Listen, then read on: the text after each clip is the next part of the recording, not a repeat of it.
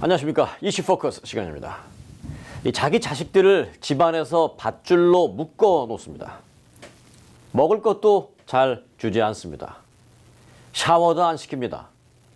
일부가 밧줄을 풀고 밖에 나가려 하자 이번에는 아예 쇠사슬로 묶고 자물쇠로 잠가버립니다.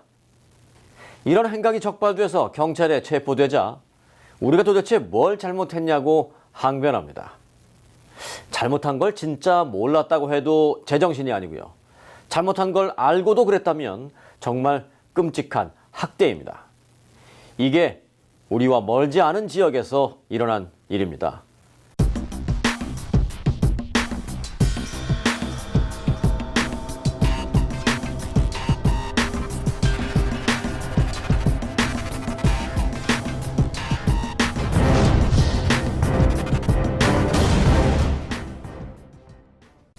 네, 조민정 기자와 함께했습니다. 안녕하십니까? 네, 안녕하십니까? 참 저희가 지금 웃으면서 인사를 하긴 했습니다마는 네. 이번 주에 정말 끔찍한 자녀 학대 사건이 발생해서 다들 놀랐습니다. 네, 맞습니다. 이번 주 수요일이었죠. 리버사이드 카운티 페리스시에서 13명의 자녀가 이제 감금이 되었고 불법으로 학대를 받았다. 이제 이런 사건이 있었습니다. 해당 부모는 50세 부부였는데요. 실제 이 17살이었던 딸이 14일 아침 휴대전화를 들고 몰래 탈출을 감행을 해서 경찰에 전화를 하고 신고가 성공한 탓에 이 모든 만행들이 전국적으로 알려지게 되었습니다. 네.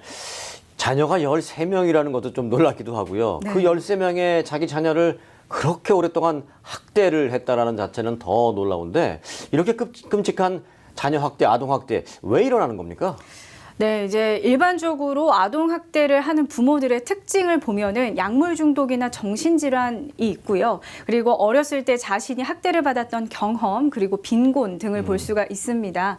뭐 약물 중독이나 정신질환의 경우에는 부모가 절제도 할 수가 없고 정신적으로 정확한 판단을 할 수 없기 때문에 학대로 이어질 수밖에 없는 상황이라고 볼 수가 있습니다. 또 어렸을 적 자신이 학대를 받았던 경우에는 이것이 학대인지 또는 그렇지 않은지에 대한 경계가 모호하기 때문에 자신도 모르게 학대를 하게 되는 경우도 있고요. 최근에는 이 빈곤이 사회적인 문제로 가장 많이 떠오르고 있습니다. 실제 이 터핀 부부 또한 2011년에 파산 신고를 했다고 합니다. 네.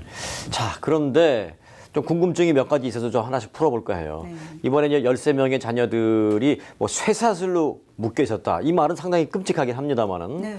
오랜 시간 집 밖에 못 나가게 감금당하고는 있었어요. 그러나 무슨 폭행당했다는 말은 없는데 이런 것도 감금, 이런 것도 분명한 아동 학대 맞죠?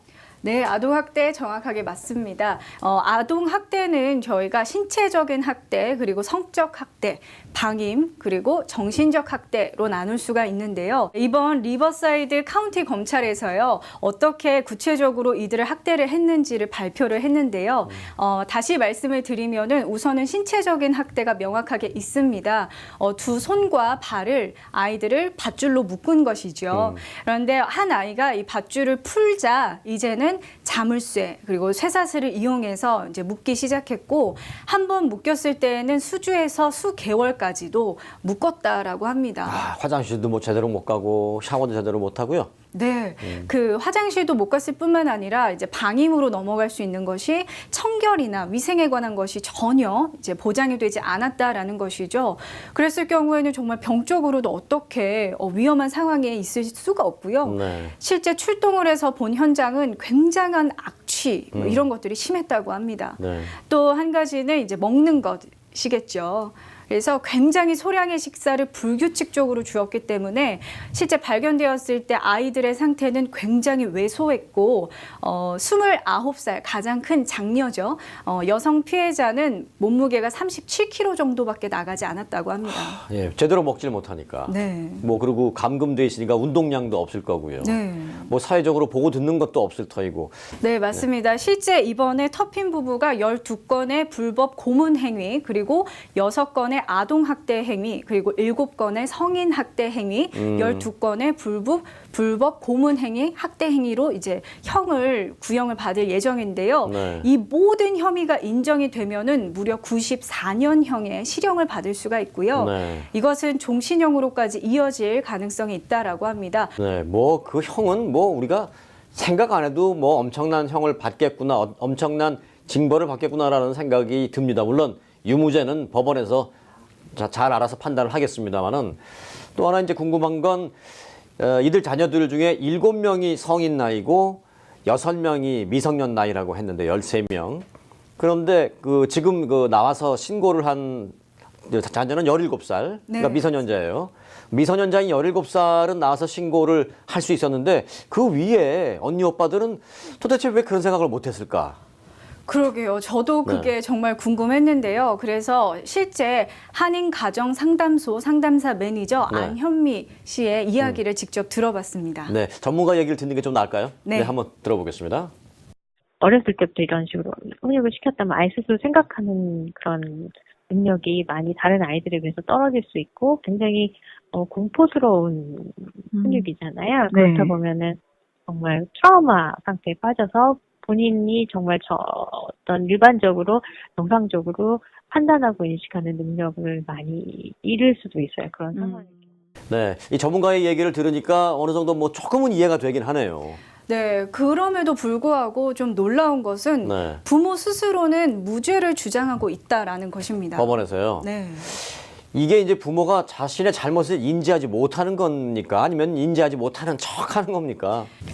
네, 사실 그게 정말로 어려운 부분인데요. 네. 제가 봤을 때에는 이번 사건의 아주 큰 시사점이라고도 볼 수가 있습니다. 왜 부모는 스스로 자신이 학대 부모가 아니라고 알고 있는지 그렇지 않습니까? 네.